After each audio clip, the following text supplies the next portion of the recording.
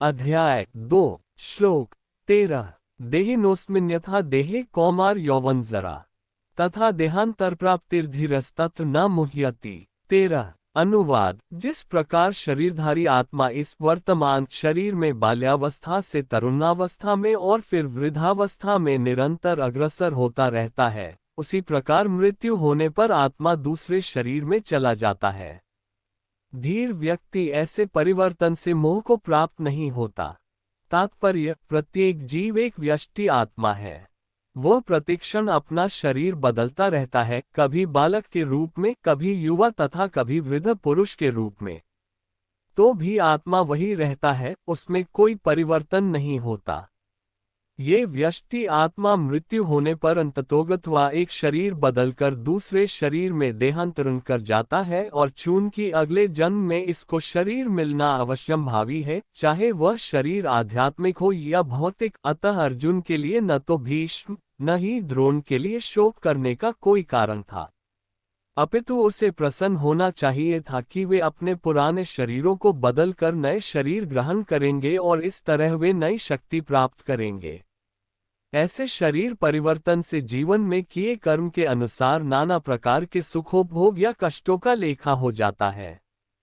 चूंकि भीष्म व द्रोण साधु पुरुष थे, इसलिए अगले जन्म में उन्हें आध्यात्मिक शरीर प्राप्त होंगे, नहीं तो कम से कम उन्हें स्वर्ग में भोग करने के अनुरूप शरीर तो प्राप्त होंगे ही। अतः दोनों ही दशाओं में शोक का कोई कारण नहीं था। जिस मनुष्य को व्यष्टि आत्मा, परमात्मा तथा भौतिक और आध्यात्मिक प्रकृति का पूर्ण ज्ञान होता है, वह धीर कहलाता है। ऐसा मनुष्य कभी भी शरीर परिवर्तन द्वारा ठगा नहीं जाता। आत्मा के एकात्मवाद का मायावादी सिद्धांत मान्य नहीं हो सकता, क्योंकि आत्मा के इस प्रकार विखंडन से परमेश्वर विखंडनीय या परिवर्तनशील हो जाएगा, जो परमात्मा के अपरिवर्तनीय होने के सिद्धांत के विरुद्ध होगा।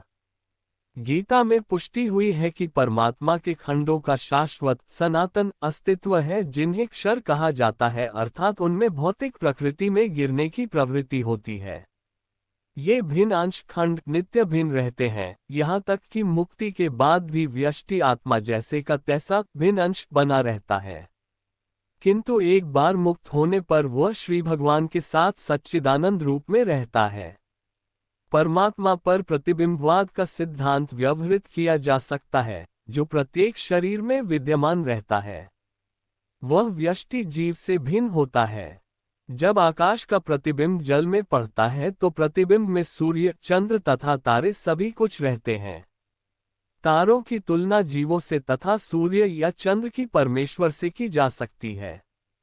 व्यष्टि अंश आत्मा को अर्जुन के रूप में और परमात्मा को श्री भगवान के रूप में प्रदर्शित किया जाता है। जैसा कि चतुर्थ अध्याय के प्रारंभ में स्पष्ट है, वे एक ही स्तर पर नहीं होते। यदि अर्जुन कृष्ण के समान स्तर पर हो और कृष्ण अर्जुन से श्रेष्ठ स्तर न हो, तो उनमें उपदेशक तथा उपदिष्ट का संबंध अर्थहीन होगा। यदि ये दोनों माया द्वारा मोहित होते हैं तो एक को उपदेशक तथा दूसरे को उपदिष्ट होने की कोई आवश्यकता नहीं है। ऐसा उपदेश व्यर्थ होगा, क्योंकि माया के चंगुल में रहकर कोई भी प्रामाणिक उपदेशक नहीं बन सकता।